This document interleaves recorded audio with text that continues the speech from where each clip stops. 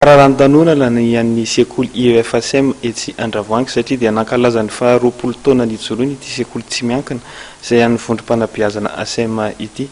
Nosokafana andrano ary ny fankalazana izany tsingeritaona izany. Tiana toerana moa ny mpanao gazetana ka andao ary ny fanadidina. Hetsika maro isan-karazany no entin'ny sekoly tsy miankina IEFSM etsy Andravoahangy izay an'ny vondrom-panabeazana ASM mankalaza ny tsingeritaona 20 nijoroany. Nosokafana tamin'ny pomba ofisialy androany izany tamin'ny alalan'ny fotoam-bavaka lehibe izay notanterahana aty Mikary Faravohitra natrehan'ny filompanorona ny vondrona ASM ireo mpanabe sy mpampianatra, ny mpianatra sy ny ray aman-dren'ny mpianatra. Nitondra fanazavana sy manome ny tatitry ny asa tontosana nandritra ny taom-pianarana farany teo ny filohan'ny vondrona Andriamatora Trema William.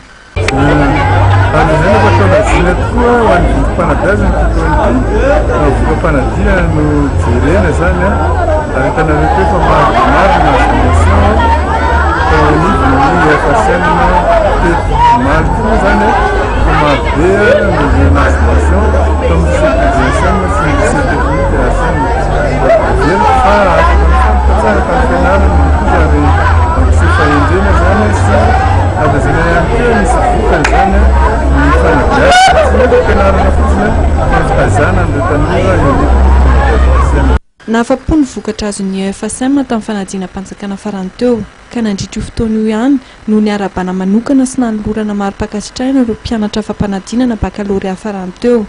3 tamin'izy ireo izay nahazo ny mention bien dia nitolorana tablette, 30 kosa nahazo mention assez bien dia nizarana finday avo lenta.